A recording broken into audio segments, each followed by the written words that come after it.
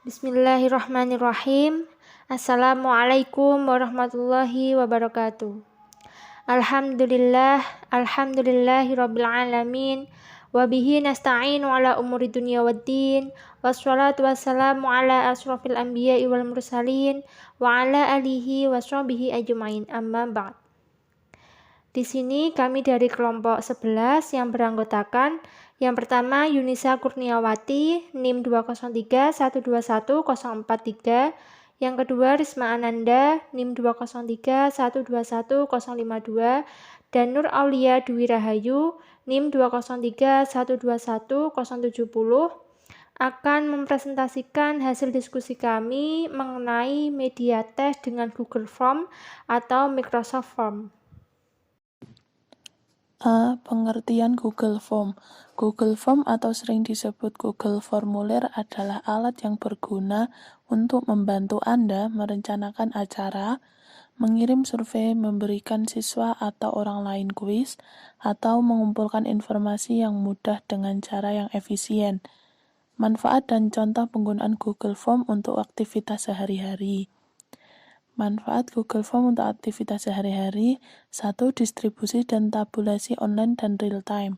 2. Real-time collaboration, 50 orang dapat bekerja dalam satu berkas dalam satu waktu, setiap perubahan disimpan secara otomatis.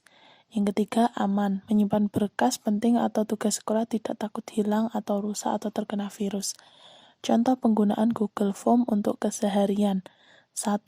Untuk kuis online, ujian online, survei performa guru, survei masukan orang tua murid, formulir registrasi online. Yang kedua, mendorong paperless culture. Tidak lagi print-print formulir, semuanya dijadikan online, bahkan tabulasi hasilnya pun otomatis dan sudah online. B. Penggunaan Google Form. A. Cara membuat soal di Google Form. Langkah membuat soal di Google Form cukup mudah. Pastikan Anda memiliki perangkat ponsel atau komputer untuk melakukannya. Langkah-langkahnya sebagai berikut. 1. Masuk ke akun Google Anda. 2. Buka docs.google.com Forms.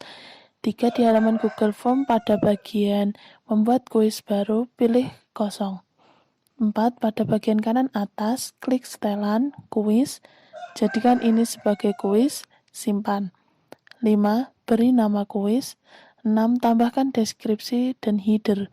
7. Klik sesuaikan tema untuk mengubah tema, warna latar belakang, atau gaya font. 8. Klik pertanyaan tanpa judul, lalu masukkan pertanyaan yang akan diajukan. 9. Tentukan jawaban dengan klik kunci jawaban. 10. Pilih jawaban yang benar. 11. Di samping pertanyaan, masukkan jumlah nilai untuk jawaban yang benar. 12. Klik edit pertanyaan untuk kembali ke pertanyaan. Yang 13. Selesai. Setiap perubahan akan disimpan secara otomatis. Selanjutnya yaitu cara membagikan soal kepada responden. Setelah selesai membuat soal, seseorang dapat membagikan soal tersebut dalam bentuk tautan untuk diakses oleh responden. Cara membagikan tautan tersebut adalah: yang pertama, pada bagian kanan atas, klik kirim. Kemudian, pilih cara yang ingin digunakan untuk mengirim kuis. Jika memilih melalui email, klik email, lalu masukkan alamat email. Anda dapat menyesuaikan subjek dan konten pesan. Jika memilih melalui link, klik link. Anda dapat juga mempersingkat URL, kemudian klik salin, lalu bagikan tautan kepada responden. Jika memilih melalui tampilan situs, klik sematkan. Anda dapat menentukan dimensi tampilan yang diinginkan. Klik salin, lalu tempelkan HTML ke situs Anda. Jika memilih melalui media sosial, klik salah satu icon media sosial untuk membagikan tautan. Kemudian jenis-jenis pertanyaan di Google Form. Google Form menyediakan 9 jenis pertanyaan yang bisa digunakan, mulai dari bidang teks, gambar, hingga video, dengan mengklik opsi atau bidang yang dibutuhkan pada menu sidebar di sebelah kanan. Yang pertama, short answer. Short answer sangat cocok digunakan untuk pertanyaan yang membutuhkan jawaban singkat, seperti nama, alamat, email, hingga nilai. Yang kedua, paragraf. Jenis pertanyaan ini digunakan apabila membutuhkan catatan atau jawaban deskriptif yang panjang dan mendetail. Yang ketiga, multiple choice. Digunakan apabila menginginkan responden untuk memilih salah satu jawaban yang sudah disediakan. Responden juga dapat melompat ke bagian lain berdasarkan jawaban atau opsi yang dipilih. Contohnya, survei untuk reservasi acara, survei skripsi, dan sebagainya. Yang keempat, text box. Mirip dengan kolom multiple choice. Text box memungkinkan untuk mencantumkan jawaban untuk dipilih sebanyak mungkin oleh responden. Kolom ini juga menyediakan sistem validasi data agar responden memilih sejumlah opsi tertentu. Yang kelima, drop down.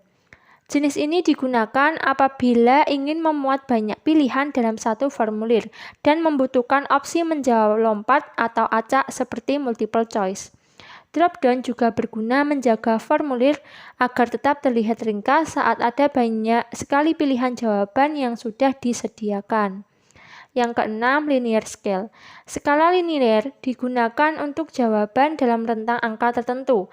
Pada opsi ini dapat mengatur skala dari mulai 0 sampai 12. Selain angka, penggunaan emoji untuk mengukur kepuasan atau ekspresi tertentu juga dapat digunakan. Yang ketujuh, multiple choice grid. Opsi ini berbentuk tabel linear di mana pada setiap baris responden diminta untuk memilih rentang jawaban yang telah tersedia. Multiple choice grid ini seperti perpaduan antara multiple choice dengan linear scale. Yang kedelapan, date and time. Date dapat digunakan apabila ingin menanyakan spesifik terkait tanggal atau waktu untuk menjadwalkan suatu acara atau aktivitas. Yang terakhir yaitu upload file. Selain teks dan angka, fitur ini dapat menyisipkan file seperti gambar dan video pada formulir survei. Seseorang bisa menggunakan berkas yang tersimpan pada gadget pribadi atau mengambil gambar gratis melalui penelusuran Google atau Google Drive. Berikut ini adalah contoh tes dalam bentuk Google Form. Kelebihan dan kekurangan Google Form. Ada beberapa kelebihan dan kekurangan mengenai penggunaan Google Form, yaitu sebagai berikut. Kelebihan. 1. Aplikasinya sangat mudah digunakan, baik dalam pembuatan maupun pemakaiannya. Yang kedua, dapat menikmati layanan Google Form secara gratis. Tidak perlu membuang-buang uang untuk membeli aplikasi maupun layanan pembuatan formulir. Yang ketiga, programnya ringan, tidak seperti Zoom dan aplikasinya lainnya yang membutuhkan akses jaringan internet yang harus memadai. Yang keempat, dapat dibagikan dengan mudah, yang mana dapat disebar melalui platform. Yang kelima, memiliki fitur spotted yang dapat melihat tanggapan atau respon survei yang telah disebar ke berbagai responden dengan tampilan formulir yang sangat rapi dan otomatis. Kekurangan Google Form. 1. Tidak dapat digunakan untuk ruang diskusi online. Yang kedua, tidak dapat digunakan untuk equation dengan secara langsung, yakni simbol-simbol matematik, dan fitur ini yang tidak dimiliki oleh Google Form. Yang ketiga, desain yang terbatas. Yang keempat, pilihan ekspor yang terbatas. Yang kelima, tidak adanya notifikasi email ketika respon telah masuk. Yang keenam, tidak ada riwayat pengeditan. Cukup sekian presentasi dari kelompok 11. Kurang lebihnya kami mohon maaf. Billahi taufiq wal hidayah. Wassalamualaikum warahmatullahi wabarakatuh.